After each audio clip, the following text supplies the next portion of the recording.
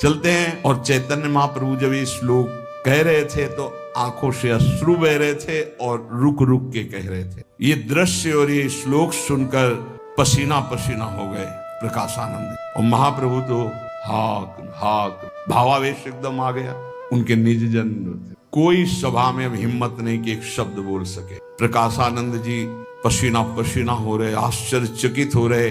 अब उठे और जो उनको पंखा डुलाया जा रहा था उससे पंखा लिया और महाप्रभु के स्वयं ये सब सन्यासी देखकर आश्चर्यचकित हुए कि जो परास्त्र करने के लिए तर्क कर रहे थे वही सेवा में। सभी सन्यासी प्रकाशानंद जी की ये दशा देख करके आश्चर्यचकित हो गए। इतना कट्टर सन्यासी वेदांती और सेवक थे, कह देते हवा करो, लेकिन पंखा ले लिया और स्वयं महाप्रभु चैतन्य देव की जे ही वो हवा कर रहे थे तो जो महाराष्ट्रीय ब्राह्मण महाप्रभु से नाचने लगे, हरि हरि हरि श्री हरि। बड़ी कृपा हो गई, हो कृपा हो गई, क्योंकि निंदा करते थे, आज पंखा कर रहे हैं। प्रकाशानंद जी के अंदर मन में आता, अरे चरण पकड़ ले, चरण पकड़ ले। साक्षात प्रेमावतार श्री कृष्ण ही सन्यासी रूप में है, तू इनके चरण पकड़ ले, क्षमा मांग ले। इनको निंदा की है, इनको कटुवचन बोला है, किंतु अब भी प्रतिष्ठा का थोड़ा काफी तो हट गया, क्योंकि स्वयं पंखा कर रहे, पर चरण पकड़ने की हिम्मत नहीं हुई। हृदय से बार बार चरणों की तरफ देखते मन आता कि दौड़ के लौट जाऊं, पर फिर शिष्य है ना, बहुत ही प्रतिष्ठा बहुत ही खतरनाक होती है। तो बड़ी कृपा है बड़े महापुरुष की कि इतना बड़ा किला प्रतिष्ठा का टूट गया नहीं, बहुत बड़ा आवरण है। लोक लज्जावश समाज के बस चरण तो नहीं पकड़ पाए, पर हृदय टूट गया। महाप्रभु कृष्ण कृष्ण कृष्ण। फिर बाह्य शुद्ध हुई और हाथ जोड़ा और एकदम खड़े हो गए और वहां से चल पड़े।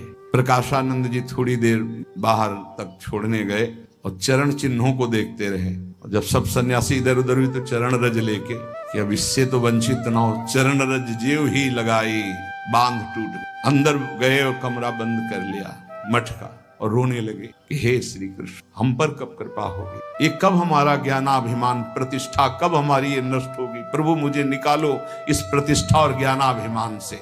गौरांग महादेव दो हैं, गौरांग महाप्रभु और महादेव स्वरूप प्रकाश। मानो हरिहर का आज स्वरूप प्रकाशित हो गया। जैसे भगवान शिव श्री कृष्ण के चिंतन में मगन रहते हैं, ऐसे श्री हरि भगवान शिव की आराधना करते हैं। तो दैन्य भाव से मानो महाप्रभु श्री कृष्ण रूप में गए, तो महादेव स्वरूप में अब इस समय प्रकाशानंद जी श्री कृष्ण विरह में तड़पने लगे अंदर। गौरांग और महादेव दोनों स्वरूप है। जो ब्रह्म स्वरूप है वो साक्षात शिव है। ऐसा नहीं कि छोटी मोटी कोई स्थिति के महापुरुषों प्रकाशानंद जी, नहीं तो कब का परास्त कर देते सार्वभौम भट्टाचार्य जी। ऐसे विद्वान सार्वभौम भट्टाचार्य जी कि एक आचार्य प्रणाली का ग्रंथ कहीं दूर देश में था जो वो कभी किसी को देते ही नहीं थे। तो कहा हमको कुछ दिन के लिए दे दो, हम प्रतिलिपि बना दें हाथ से। उस समय मशीनें तो थी नहीं, तो उनका नहीं दे सकते। बोले एक बार सुना दो। हाँ बोले सुना सकते हैं। जैसे जैसे सुनाते गए वैसे वैसे अंदर दिमाग में पूरा ग्रंथ याद करके आए, महाप्रभु को सुना दिया था। इतने प्रवीण बुद्धि के, तो भला वो क्यों न प्रकाशानंद जी को परास्त कर देते। नहीं, वो अद्भुत शैव निष्ठा को, ब्रह्म निष्ठा को प्राप्त थे। पर प्रेम तो प्रेम है, प्रेम का एक अद्भुत प्रभाव होता है जो किसी को भी परास्त कर सकता है। जब भगवान को अधीन अजित को जीत लिया तो और कौन बात। अजित को कोई जीता तो प्रेम नहीं, भगवान का एक नाम है प्रेमाधीन। उस दिन से प्रकाशानंद जी का मन आम्र मास में से खसक गया और बार बार अंदर हे श्री कृष्ण कृपा करो, हे श्री कृष्ण कृपा करो, ऐसे होने लगा। बीच बीच में रोने लगे। कभी जीवन में आंसू नहीं आते सन्यास में, ध्यान रखना। अब रोना शुरू हुआ। उन्हें कुछ अच्छा नहीं लग रहा था। वेदांत की सारी बातें ग्रंथ सब मानो काटने को दौड़ रहे हों। शिष्यों की तरफ देखते तो ऐसा लगता मानो हमें बंधन में डाल दिया गया, कब भागूं यहाँ से। उनका मन ऐसे, कब मैं महाप्रभु चैतन्य देव के चरणों में जाके गिर जाऊं एक बच्चे की तरह, कह दूं कि मुझे संभाल लो। अब वो अनुपम रूप माधुरी श्री कृष्ण की उदय होने लगी उनके हृदय में, क्योंकि पवित्र हृदय कोई साधारण महात्मा है। अब तो जैसे जैसे रूप प्रकट होने लगा भारी विकलता होने, अब लगा कि ऐसे महापुरुष का जिनका दर्शन संभाषण श्री कृष्ण रूप माधुरी में मुझे आसक्त कर दिया, उनकी मैंने निंदा की, उनकी अवहेलना की। एक बार उनके चरणों में पड़ के रोऊं, क्षमा याचना करूं, पर कैसे कैसे करूं, कैसे उनके चरणों में पड़ूं। रो पड़े और निकल पड़ा, हे चैतन्य देव मुझे अपने चरणों में स्वीकार करो। ये कृपा है। श्रीमद प्रकाशानंद जी महाराज अंदर ही अंदर घुट रहे थे कि महाराष्ट्री सज्जन वही आ गए जिन्होंने सब व्यवस्था में, अर्थव्यवस्था और सब संतों को निमंत्रण, महाप्रभु प्रकाशानंद जी का मिलन कराया। गए, साष्टांग दंडवत किया, देखते ही पता चल गया स्वामी जी अब स्वामी जी नहीं रहे, क्योंकि स्वामी जी की आंखों में आंसू भरा था और एकदम स्वरूप बदला। कहां वो कट्टर वेदांती, कहां दैन्यता झलक रही थी। प्रकाशानंद जी ने कहा एक कृपा करोगे, वो स्वामी जी कहाँ है? तो एक कृपा ये कर दो कि एक बार मुझे ऐसा बता दो कि वो है कहाँ जहां मैं जाकर उनके चरणों में लौट जाऊं। चरणों में लिपट गए महाराष्ट्री ब्राह्मण, कृपा हो गई, कृपा हो गई। प्रकाशानंद जी ने रोते रोते, अब देखो रोते रोते उन महाराष्ट्री ब्राह्मण के चरण पकड़ लिए और कहा भैया तुमने जो मेरा उपकार किया आज तक किसी ने, मैं तुम्हारा जीवन भर ऋणी रहूंगा। मेरे पांडित्य, मेरी विद्वता, मेरे वेदांत के अभिमान को नष्ट करवा दिया, पति पावन महापुरुष का मिलन करवा दिया।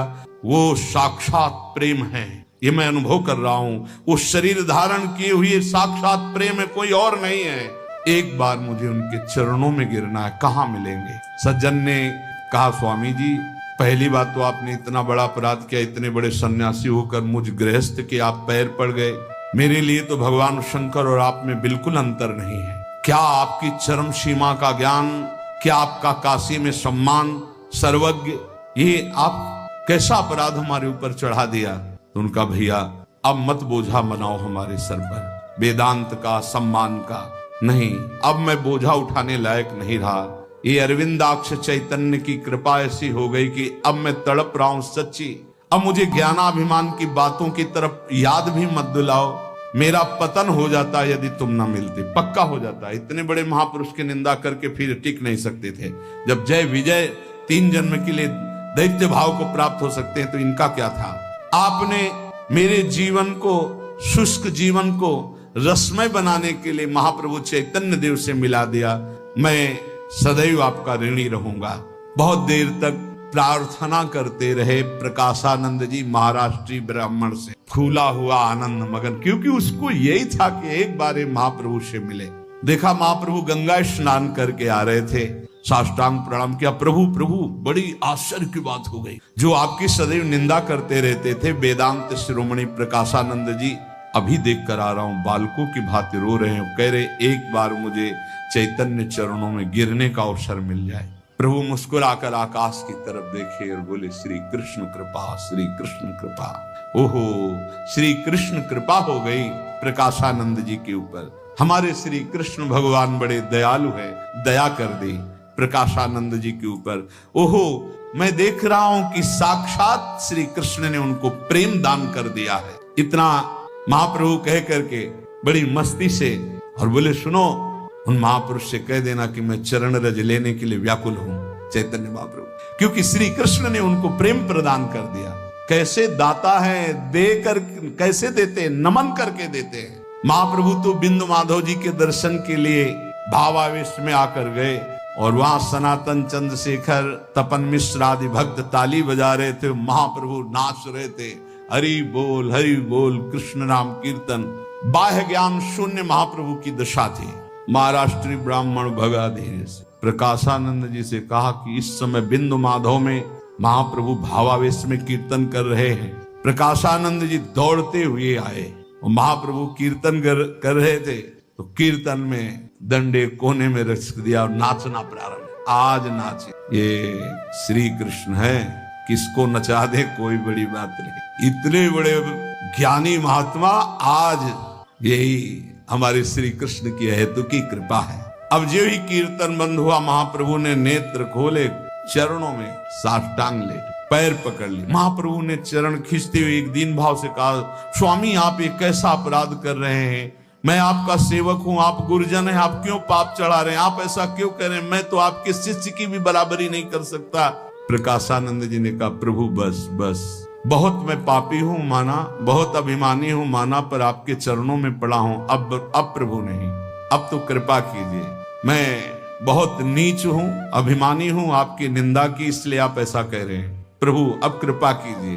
चैतन्य महाप्रभु ने कान में हाथ रखते हुए कहा, श्री हरि आप एक ऐसी बात कह रहे हैं, कहीं गुरुजन सेवकों को जो डांटते हैं वो बुराई थोड़ी होती है, वो निंदा थोड़ी होती है, तो सेवकों पर कृपा होती। मैं तो आपका सेवक हूं, आपने जो कहा वो हमारे कल्याण के लिए कहा, भला वो बुराई कैसे हो सकती है। चरण नहीं छोड़ रहे, प्रकाशानंद पकड़ महाप्रभु ने उठाया, हृदय से लगा, जाइए। अब महाप्रभु की आज्ञा के अनुसार चल तो दिए, पर ना हृदय रह गया ना मन रह गया, सब महाप्रभु के चरणों में। महाप्रभु ने इशारे में नेत्रों से, धैर्य रखिए, जो आप चाह रहे हैं उसकी पूर्ति हो जाएगी। मठ के बीच में ही एकांत में गए और कहा, बुला दो प्रकाशानंद। महाप्रभु स्वयं आए, मठ के अंदर नहीं, बाहर एकांत बुलाया। आते ही एक साधारण शिष्य की तरह दूर से साष्टांग लौट गए प्रकाशानंद जी, हाथ जोड़कर बड़े दैन्य भाव से महाप्रभु ने आलिंगन किया, पास बैठा ला, हाथ जोड़े हुए, नेत्र नीचे के। जब गुरुजनों से बात की जाती तो यही प्रणाली होती, अगर नजदीक बात करने को हो तो ऐसे हाथ लगा के अपनी मुख की वायु भी उन तक न पहुंचे। प्रकाशानंद जी ने दोनों हाथ अंजलि बांधी हुई नम्रता के साथ कहा, प्रभु मैं कुछ प्रार्थना करना चाहता हूँ। जब आपने इतनी कृपा की तो मेरे अभिमान को क्षमा कीजिए, मेरे ज्ञान की जो अभिमान वृत्ति थी उसको, उसमें जो कुछ भी बोला हो। प्रभु मैं परमार्थ से बिल्कुल अनभिज्ञ हूं, ऐसा आज अनुभव हो रहा है आपकी कृपा से। परमार्थ का उद्भट वीर प्रेम के आगे घुटने टेक दिया और कह रहा परमार्थ से अनभिज्ञ हूं, ये असली बात है। प्रभु अब मेरा जीवन बिल्कुल कोरा कागज हो गया है, अब आप हमें बताइए कि मेरा कर्तव्य क्या हो, मैं करूं क्या, बिल्कुल अनभिज्ञ हो गया हूं। महाप्रभु ने कहा, वाह श्री कृष्ण चमत्कार, इतना बड़ा ज्ञानी महात्मा कह रहा है अब मेरा कर्तव्य क्या है, मैं बिल्कुल अनभिज्ञ हूं। ऐसा ही होता है, ज्ञान का पूरा खजाना होने पर भी जब वृंदावन का रस की बात आती है तो ऐसा होता है कि जैसे बड़ी दरिया हो, तैरना आता ना हो, नाव नजदीक हो ना, उसकी दशा क्या होगी, ऐसी दशा होती है। और पार जाना है, यही दशा होती। बिल्कुल बालकवत उस समय बुद्धि होती कि अब क्या करूं, किधर जाऊं। तो अगर समर्थ रसिक ना मिले तो फिर इस रस में विषयी पुरुष को प्रवेश हो सकता है, लेकिन ज्ञानी का नहीं। बड़ी सूक्ष्म बात है, क्योंकि उसकी एक अपनी निष्ठा होती, उसकी बुद्धि को परास्त कर देना ये बहुत बड़ी बात होती है। आप ये समझो जगाई मधाई का उद्धार हो गया, ये तो कृपा है, और हो जाना कोई बड़ी बात नहीं, इनका स्वभाव है और इनका प्रभाव है। लेकिन बड़ी बात है ऐसे ब्रह्मनिष्ठ महापुरुष को प्रेमी बना देना, ये बड़ी बात है, ये साधारण आदमी नहीं समझेगा। जो ब्रह्म निष्ठा को प्राप्त है, अहम ब्रह्म उपासना में उसे दासत्व में उतार देना, ये सबसे बड़ी बात है। विषयी पुरुष तो विषयों की दास्ता में है, उसको उठाना ये तो महापुरुषों का सहज स्वभाव और प्रभाव है। लेकिन ऐसे उद्भट ज्ञानी को मैं अनभिज्ञ हूं, अब मुझे क्या कर्तव्य है, ये बड़ी बात है। महाप्रभु ने कहा, जय हो श्री कृष्ण कृपा की जय हो। आप जीवन मुक्त है, मुझे पता है। श्री कृष्ण ने जो आपके अंदर ये बातें पैदा की है, केवल इसीलिए पैदा की, अब आप समझिए, क्योंकि आपको इससे ऊपर उठाना था, इसलिए अब आप एकमात्र परम पुरुषार्थ प्रेम की उपलब्धि के लिए निश्चित किए गए हो। इसलिए सब साधनों का सार है श्री कृष्ण प्रेम। प्रभु प्रकाशानंद जी ने पूछा, श्री कृष्ण चरणों में प्रेम कैसे होता है? चैतन्य महाप्रभु ने कहा, सजाती और विजाती दो पदार्थ हैं। जीव भगवान का अंश है, उसे सजाती भगवान की ओर लगाएंगे तो आनंद की उपलब्धि होगी, और विजाती संसार की ओर प्रेम करेंगे तो दुख होगा। इसलिए अनन्य भाव से श्री कृष्ण की शरण में जाकर उनका निरंतर नाम जप करते हुए उनके आश्रित रहने से प्रेम प्राप्त हो जाता। क्या उपाय बताया? श्री कृष्ण शरणागति और निरंतर नाम जप, जो आप रोज सुन रहे हैं। प्रकाशानंद जी ने कहा, प्रभु तर्क नहीं कर रहा हूं, पर मेरे इस संशय की निवृत्ति के लिए, जैसे पहला प्रश्न गुरुदेव भगवान से यही कहा था कि प्रभु मेरे इस संशय को, मतलब कोई रास्ता नहीं मिल रहा है। एको ब्रह्म द्वितीयो नास्ति सर्वम खलमिदम ब्रह्म, इसकी पुष्टि बिना हुए मेरा मन मानेगा नहीं, क्योंकि कैसे हम इस मार्ग में चले?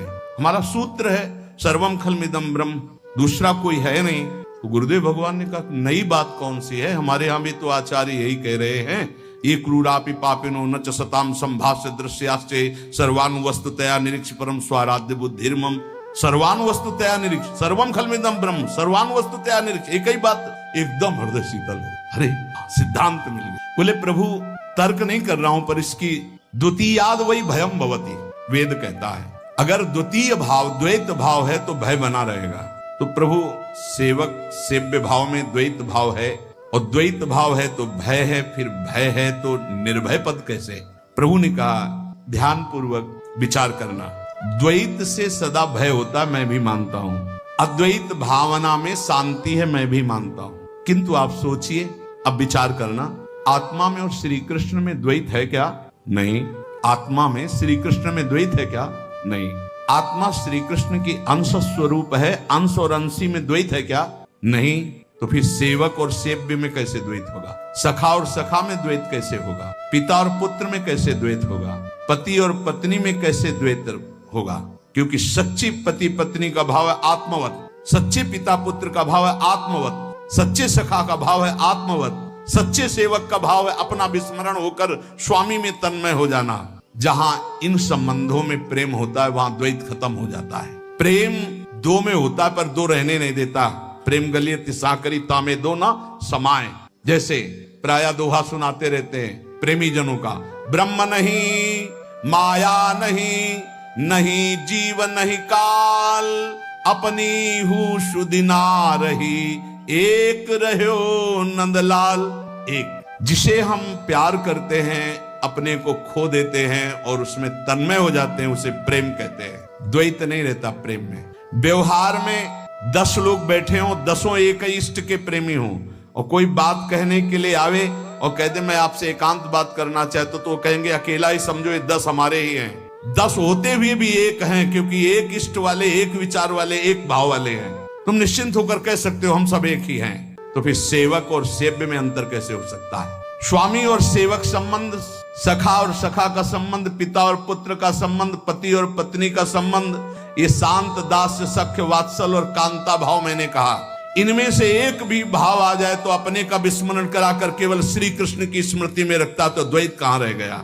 द्वैत से अद्वैत हो जाता है और अद्वैत स्थिति में द्वैत रहता है। दास्य भाव, सख्य भाव, वात्सल्य भाव या कांता भाव, कहीं द्वैत का प्रवेश नहीं है। देखो ना गोपी जन कह रहे नाहिन रहो हियमा ठौर, हृदय में जगह नहीं। सखाओं को देखो तो श्री कृष्ण अनुराग में, मैया बाबा को देखो तो लाला के अनुराग में, ब्रजवासियों को देखो तो श्री कृष्ण ही श्री कृष्ण उनके मन बुद्धि प्राण में।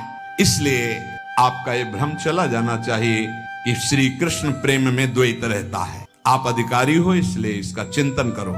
बहुत गंभीर मुद्रा में प्रकाशानंद जी रहे, फिर एकदम प्रसन्न मुद्रा में चरणों में गिरे, बोले प्रभु आज मेरा पुनर्जन्म हो गया, आज मेरे सारे संशय नष्ट हो गए, आपने मुझे स्वीकार कर लिया।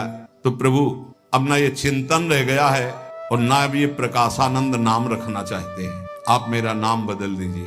प्रभु थोड़ी देर के लिए गंभीर हुए और बोले प्रकाश तो खूब ज्ञान का हो गया था लेकिन प्रेम का प्रबोध नहीं हुआ था, इसलिए आज से आपका नाम रखते हैं प्रबोधानंद जी। प्रबोधानंद जिनकी आप रोज वृंदावन महिमामृत, अब आपको प्रबोध हुआ है प्रेम का नाच पर। प्रकाशानंद जी का नाम आज से प्रबोधानंद जी श्री चैतन्य महाप्रभु ने रखा और कहा हमारा आदेश है, आपका एक ही निवास स्थल है वृंदावन धाम, निश्चित आपका एक ही काम है वृंदावन बिहारी और बिहारिणी जी का यश गान करना, नाम कीर्तन करना। आप इसी क्षण वृंदावन के लिए जाए, यही आदेश है, ये कृपा। मठ नहीं गए लौट के, प्रकाशानंद जी बचे नहीं, प्रबोधानंद जी हो गए। बस महाप्रभु के चरणों की धूल ली, वहीं दंड छोड़ा, अब दंड मिल गया जितना मिलना था और वहीं से वृंदावन के लिए चल दिए, सब छोड़ दिए वृंदावन के लिए। ऐसे ही है महादेव जी की कृपा, ऐसी जब कृपा होती है तो ऐसे ही होती है। जब वृंदावन आ रहे थे तो पैदल ही आए, यमुना किनारे किनारे जब आए तो मथुरा में विश्राम घाट के आगे जब बढ़े तो वृंदावन और मथुरा के बीच में एकांत स्थल में राजा परमानंद जी महाराज हरिवंश महाप्रभु के शिष्य पद्मासन लगाए हुए एकांत कुंज में बैठे थे। अचानक दृष्टि प्रबोधानंद जी की पड़ी, नजदीक गए, बड़े समाधि के ज्ञाता थे, तो कभी अश्रु बह रहे, कभी मुस्कुरा रहे, बायशुद्धि नहीं। प्रातःकालीन वेला से शाम तक इंतजार करते रहे कि महापुरुष की समाधि भंग हो, इनसे बात करूं। ब्रज में सबसे पहला दर्शन परमानंद राजा का हो, राजा परमानंद जो महाप्रभु के शिष्य थे और अब वृंदावन का सेवन कर रहे थे। जब संध्या काल श्री हरिवंश आंख खोली तो नजदीक गए, प्रणाम किया और कहा संप्रज्ञात समाधि असंप्रज्ञात समाधि इन सबका मुझे ज्ञान है, इनमें से एक भी समाधि नहीं थी जो आपकी है, लेकिन आप समाधि में थे। ये कौन सी समाधि है? तो उनका ये प्रेम समाधि, मुझे इसका उपदेश कीजिए। तो उनका हम तो नहीं जानते, तो हम किसी साधन से नहीं प्राप्त की, हमारे ऊपर हरिवंश महाप्रभु की, हमारे गुरुदेव की कृपा हुई, उससे प्राप्त। तो बोले समाधि में शून्य में स्थित रहते हैं आप? बोले ये तुम्हारी समाधि होगी संप्रज्ञात या संप्रज्ञात समाधि में, यहाँ शून्य में नहीं, यहाँ प्रिया प्रीतम की लीला में। प्रिया प्रीतम की लीला कैसे प्राप्त होगी? बोले हमारे गुरुदेव हरिवंश महाप्रभु सीधे वहां से सेवा कुंज की तरफ आए, तो सेवा कुंज में महाप्रभु श्री जी की सेवा में रहते थे। तो उस समय पता चला निजी जनों के द्वारा कि महाप्रभु मानसरोवर गए, और मानसरोवर का पता करके यमुना के पल्ली पार जब मानसरोवर पहुंचे तो महाप्रभु सेवा करके पुनः लौट कर राधा वल्लभ जी का शयन कराते थे, तो वहां भी नहीं मिले। तो विचार किया मानसरोवर रात में रुके, बहुत जंगल था। आज के हम 26-27 वर्ष पहले की बात कहते हैं, ऐसे पूरी 24 घंटा में एक दो कोई चला जाए तो चला जाए, वो सब वो पत्थरों का जमाना है। लताएं ऐसी ऐसी देखकर भाव उत्पन्न, बड़े बड़े वृक्ष सब राधे राधे। गुरु जी के संग जब पहली बार गए, एकदम प्रबोधानंद जी जब आए थे तो 500 वर्ष आज के, उस समय घोर जंगल, जब सिंह सर्प भिक्षु ये सब रहते थे।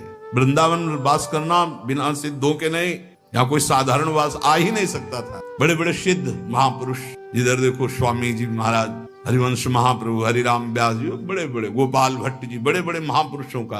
अब वहां गए, जब महाप्रभु नहीं मिले तो सोचा रात्रि यही इतना सुखद श्री जी का एकांतिक कुंज है, यही जे हुई 11 बजे तक तो जगते रहे। सोई भयावह धूल भरी आंधी चली और कहीं कुछ नहीं।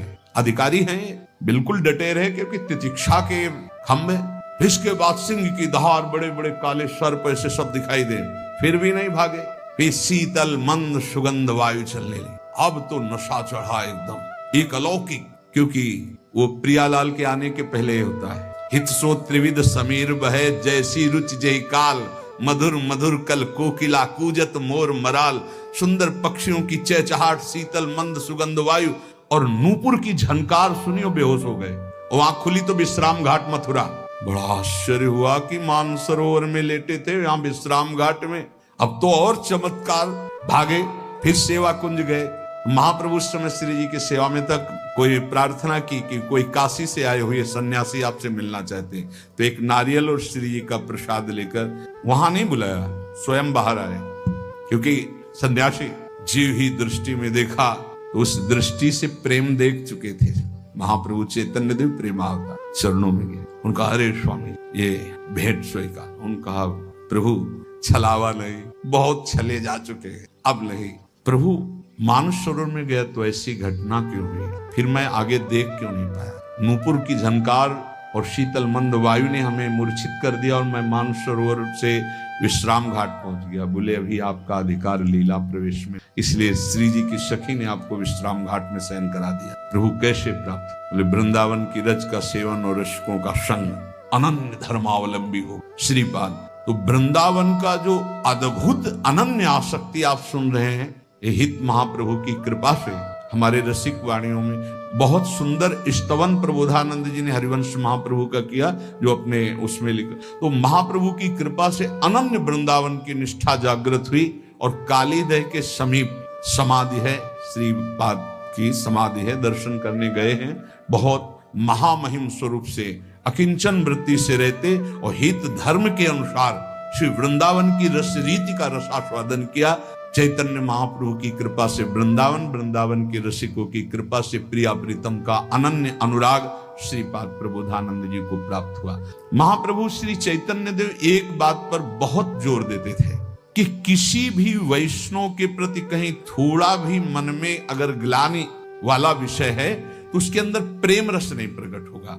भगवान नाम समस्त प्रकार के सुखों को देने वाला है, महाप्रभु चैतन्य देव कहते। पर यदि आप भगवान नाम का जाप भी करते हैं और किसी वैष्णव के मन को दुखा दिया है, तो चाहे जितना जाप कर ले वो आपको आनंद प्रदान नहीं करेगा।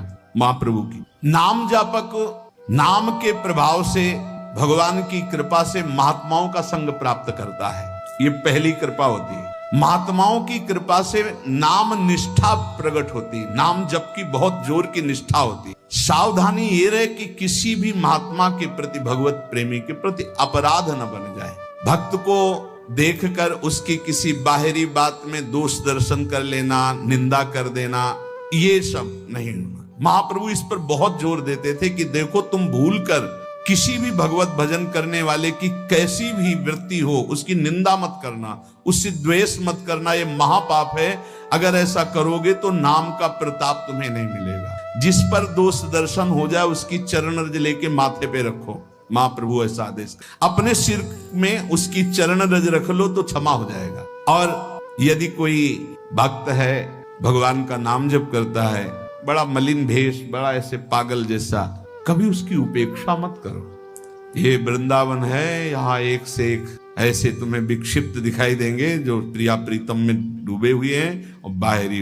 हमने कई महापुरुषों के दर्शन किए, एक तो भगवान दास और एक थे कि पेपर का टुकड़ा ही लिए रहते थे। वैसे पेपर का टुकड़ा सामने रखते थे, जहां खड़े तो बस तंबा लगाए, बनियान पहने, पेपर का टुकड़ा। मैं तो बिल्कुल पागल, रोज परिक्रमा लगाते थे, रोज वही पेपर का टुकड़ा, दूसरा नहीं। एक दिन स्वभाव में ऐसे था परिचय बनाना, ऐसे महापुरुषों नजदीक गए, घूम गए पेपर के से, महाराज दंडोत पेपर, और दृढ़ता हुई, हाँ हाँ, क्योंकि पुराने गंगा किनारे के महापुरुषों के हाथ से पले हुए तो पता है सिद्धों की कैसी गति होती। महाराज बहुत समय से देख रहे हैं एक ही पेपर का टुकड़ा हो ऐसे, तो थोड़ा हटाइए और कृपा करके देखिए। नशे में आंखें, भागवतिक नशे में घूर्णित नेत्र। क्या बात है, क्या जानना चाहते? वो जानना नहीं चाहते, जानना तो ठीक है, लेकिन हम आपके दर्शन करना चाहते थे, ये क्या लीला है। तो उनका जगत से बचने के लिए साधु को कोई न कोई बाहरी ऐसी लीला रखनी चाहिए जिससे आकर्षण ना हो।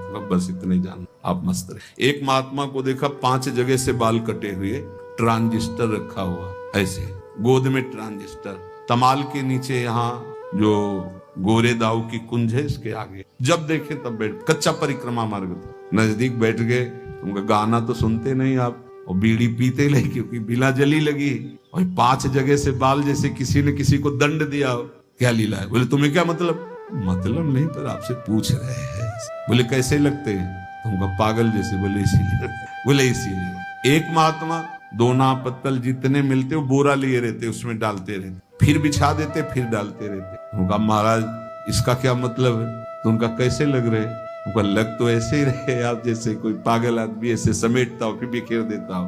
हर चेष्टाएं महात्माओं की बाहरी पुरुष पकड़ ना पावे, उनकी बाहरी पुरुष पकड़ ना पावे, और स्थिति निरंतर। जब एक दिन उन महात्मा को सोच में पड़े हुए देखा जो बुरा वाला, तो उनका दूर रहना, दूर। तो उनका क्यों महाराज जी? दवा लेना अति अनिवार्य है, आपकी हालत खराब। का प्रारब्ध भोग क्षय हो रहा है, दूर जाओ, बात भी मत करो प्रियता की, दूर जाओ। एक बोरा, एक लंगोटी और हाफने कर क्या पहचानोगे? कैसे जालोगे? ये वृंदावन है, बहुत होश में। यहाँ ऐसा न समझना कि अगले पगले घूम रहे हैं, प्रिया प्रीतम के प्रेम रस में निमग्न है। तो यहाँ महाप्रभु चैतन्य देव के वचन कि जो नाम जापक का अपराध कर देता है, चाहे जितना नाम जप करे, उसके अंदर आनंद नहीं हो सकता। महाप्रभु ये उपदेश श्रीवास के घर में कर रहे थे। बहुत दिन से सची माता की तरफ देखा भी नहीं था और बात भी नहीं की थी, इसलिए श्रीवास पंडित ने प्रार्थना की कि प्रभु हमें लगता है कि सच्ची माता से आप क्यों नहीं देख रहे हैं? उनका अपराध है, और अपराध करने वाला कोई भी हो ये नहीं देखा जाता है। वैष्णव अपराध करने वाला कोई भी हो ये नहीं देखा जाता, नहीं। वैष्णव अपराधी कोई भी हो उसको प्रायश्चित करना होगा, तभी होगा। ये सची देवी ने अपराध किया, माता ने कहा, ये सची देवी ने अपराध किया है, और जब तक इनका अपराध क्षमा नहीं होगा तब तक इन पर कृपा नहीं होगी। प्रभु माता ने क्या अपराध किया है? तो महाप्रभु के ज्येष्ठ भाई थे विश्वरूप जी, अद्वैताचार्य जी उन्हें पढ़ाया करते थे, और उन्हीं की पढ़ाई में उनको सन्यास का नशा चढ़ा, संसार से वैराग्य हुआ, और योग वासिष्ठ की शिक्षा देते थे अद्वैताचार्य जी, इसलिए बड़े मेधावी और विचारवान थे। तो योग वासिष्ठ से बहुत बड़ा वैराग्य चढ़ता है। ये सब पहले के ग्रंथ। योग वासिष्ठ पढ़ने का मतलब संसार की धज्जियां उड़ जाना, घोर वैराग्य में जीवन। वो सन्यासी बन गए वहीं से। माता जी के मन में कि हमारे बेटे को जितना कोई भगत माता हो, जब अपना बेटा वैराग्य लेगा तो भक्ति की तरफ से मन उदास होने लगता है। ये बात सुन, दूसरे का अगर लड़का बैरागी हो तो समझाएंगे, अरे दीदी बड़े भाग्य, पुत्रवती जुवती जग सोई। हाँ, और जब अपना लड़का हो जाएगा तब फिर नहीं ये बात आएगी कि भाग्य, क्योंकि वो हम देखा है, ऐसा देखा है। ये माँ की ममता का बड़ा विचित्र स्वरूप होता है। उसी दिन से अद्वैताचार्य जी के प्रति माता जी का, और जब महाप्रभु तो वो भी अद्वैताचार्य, वो भी सन्यासी जब बन गए, तब मैया के हृदय में तो पक्का हो गया कि अद्वैताचार्य जी हमारे घर को सन्यासी बनाने वाले, बर्बाद करने वाले हुए। तो अंदर से अद्वैताचार्य जी के प्रति माता जी अंदर अंदर रुदन करती रहती थी। अद्वैताचार्य जी के प्रति ये दोष दर्शन होता था कि इन्होंने हमारे बड़े बेटे को और छोटे बेटे को भी, महाप्रभु ने कहा कि सची देवी के अंदर अद्वैताचार्य जी के प्रति दोष दर्शन है। अगर ये उनसे क्षमा मांग ले तो मैं देख सकता हूं, अगर क्षमा नहीं मांगेंगे तो जीवन में नहीं देखूंगा। वैष्णव अपराधी का दर्शन नहीं। माता जी के लिए कह रहे, अपनी माता जी के लिए ये निष्ठा आ ही जाती है, ये पक्का आ जाती है। अगर ये निष्ठा नहीं तो बिल्कुल मतलब वैष्णव धर्म को स्वीकार नहीं किया। हमारे वैष्णव धर्म की, हमारे धाम की, हमारे नाम की, हमारे लीला की जरा भी अवहेलना हो जाए तो उससे बड़ा हमारा शत्रु कौन हो सकता है? वो संबंधी नहीं हो सकता, वो अपना नहीं हो सकता, वो प्रिय नहीं हो सकता। महाप्रभु चैतन्य देव ने कहा, जब तक भक्त मंडली के बीच में अद्वैताचार्य जी के चरण पकड़कर सची देवी क्षमा नहीं मांगेगी, तब तक हम इनकी तरफ देखेंगे नहीं, बोलेंगे नहीं। कीर्तन का अवसर था तो अद्वैताचार्य जी भी आए हुए थे। माता जी के मन में ऐसा नहीं था, इस कोटि का नहीं था, पर था। अद्वैताचार्य जी के चरणों की तो उन्होंने कहा, आप आचार्य हो, मैं वृद्धा हूं, हो सकता है पुत्र मोह में ऐसा सोच गए हूं, आप क्षमा करिएगा।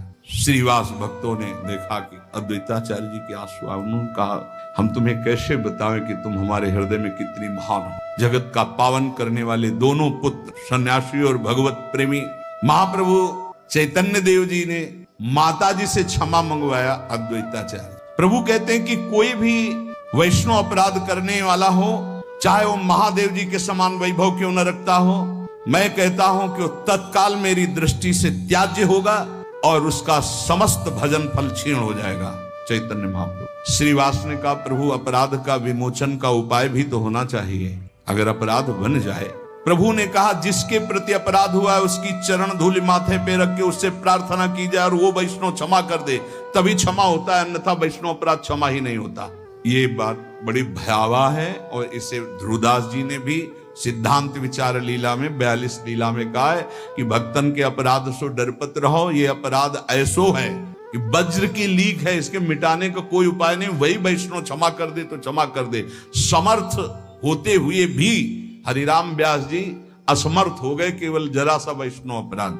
समर्थ होते हुए भी रूप गोस्वामी जी की लीलांतर ध्यान हो गई, एक वैष्णव को व्यर्थ में कल्पना से उसे दुख हो गया। वहां कोई दुख की देने की संभावना नहीं, वो लीला में हंस रहे हैं, और वो लंगड़े थे तो उन्होंने समझा मुझे देख के हंस रहे हैं, बस इसी बात से लीला का अंतर ध्यान हो जाना।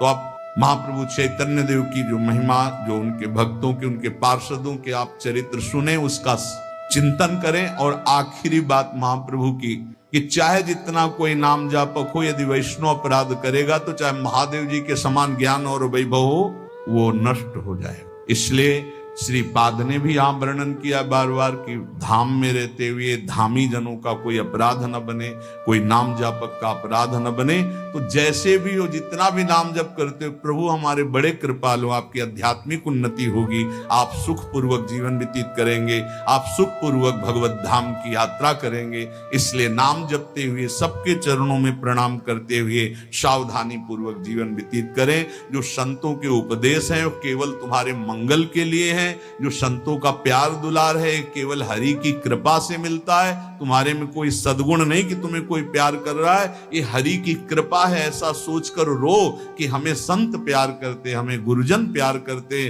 कौन यहाँ सब स्वार्थ से आसक्त कोई प्यार किसी को करता है? वासना का खेल कोई प्यार है? संत गुरुजन शास्त्र सम्मत जो तुम्हारे को उपदेश करते, इसे प्यार समझो। तुम्हें जो डांट लगती, जो तुम्हारा तिरस्कार होता है, इसे प्यार समझो। अगर ये प्यार सह गए तो प्रेम को प्राप्त हो जाओगे। नाम जपते हुए सावधानी पूर्वक नाम को बढ़ाइए, नाम को बचाइए और नाम को पचाइए। नाम जापक से कोई अहंकार भरे वचन, कोई अहंकार भरी चेष्टा, कोई दोष दर्शन, कोई निंदा, ये ना होने पावे। बहुत सावधान रहोगे तो जीवन मंगलमय हो जाएगा। शेष चर्चा आगे। श्री राधा वल्लभ लाल।